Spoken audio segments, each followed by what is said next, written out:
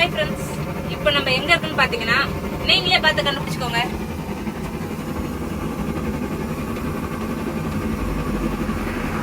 இப்போ நம்ம என்ன பண்ணிட்டு இருக்கோம்னு பாத்தீங்கன்னா, வீட்டுலனா நான் தான் சமைப்பேன்.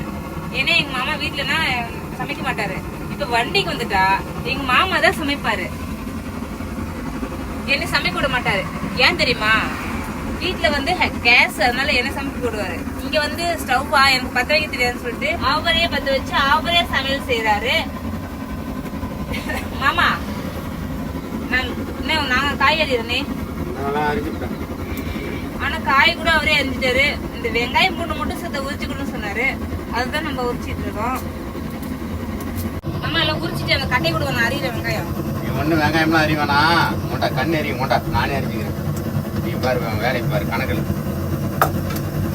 எழுதி ஓனர் அனுப்பிவிடு. எங்க மாமா என்ன வெங்காயம் கூட அறிவு விட மாட்டேங்கிறாரு. என் மேல எவ்வளவு பாசம் வச்சிருக்காரு பாருங்க.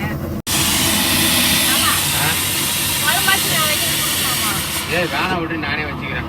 ஏன் நான் வச்சுக்கிறேன் விடு. நீ என்ன வைக்க முடியாது, பெரிய மழையா. நான் பாத்துக்கிறேன், உட்கார் கம்முன்னு உட்கார். ஏன் நான் நல்லா வைக்க மாட்டேனா? வண்டி எல்லாம் உனக்கு வைக்க தெரியாது. வீட்டுல வைக்கிற பேர்லாம் இங்க வைக்க முடியாது. இல்ல நான் பாத்துக்கிறேன். பாரு எப்படி வைக்கிறேன்னு பாரு. மாமா எப்படி குழம்பு வைக்கிறாங்க பாருங்க ஃப்ரெண்ட்ஸ், சூப்பரா வைப்பாரு. வீட்டுக்கு வந்தா மட்டும் தான் நான் வைக்கணும். வண்டியில எல்லாம் அவர் என்ன வைக்கவே விட மாட்டாரு. பாருங்க எப்படி வைக்கிறாரு. வெங்காயம் எல்லாம் முழுசு முழுசா போட்டிருக்கீங்க. நல்லா இருக்கு. சின்ன வெங்காயம் போட்டா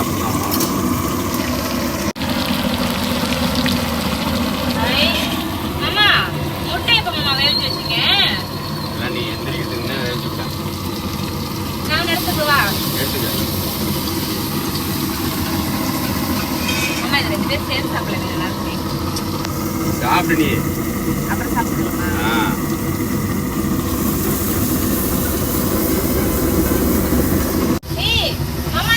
பாருங்க கழுத்து என்ன மாட்டிட்டு ஓடுது. அது எப்படி போயிருக்கு? அது அவங்க வீட்டுக்கு வரவங்க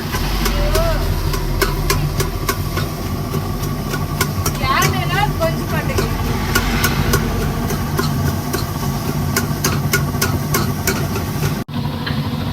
எங்க போய் தள்ளி விட்டு மாட்டு வந்துச்சு.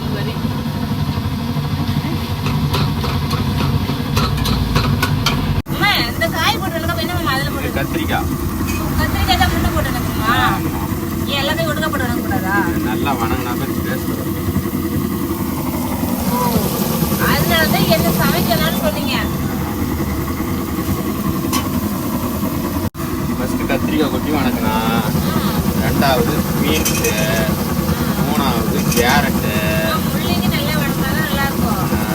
நாலாவது பீன்ஸ், முள்ளங்கி எல்லாம் போட்டு வணக்கினாதான் நல்ல டேஸ்ட் வரும்.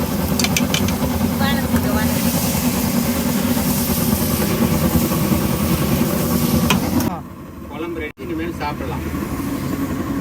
அப்ப சீக்கிரமா சாப்பாடு போடுங்க, பசிக்குது.